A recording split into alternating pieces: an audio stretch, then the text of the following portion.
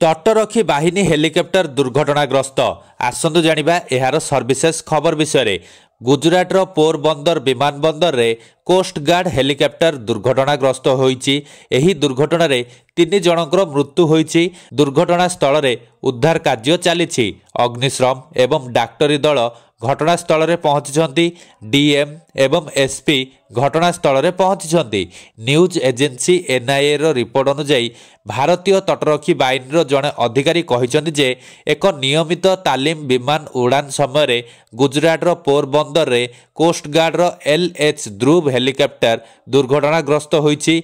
भूमि रे माड़ हेबा मात्रे हेलिकप्टर रे निया लागि जाइथिला। एहा पूर्वरु 2 सेप्टेम्बर 2024 रे पोरबंदर उपकूल निकट आरब सागर रे भारतीय तटरक्षी बाहिनी एक उच्च हालुका हेलिकप्टर खसी जाइथिला। एही दुर्घटना पर 4 जन क्रू सदस्यों मध्यरु जड़े उद्धार होइथिले। खबर अनुଯାयी हेलिकप्टर रे यांत्रिक त्रुटि पर दुर्घटना घटिछि। विमान रे 2 जन पायलट एवं 3 जन थिले। प्रारंभिक सूचना अनुଯାयी एही दुर्घटना रे 3 जनकर मृत्यु होइछि।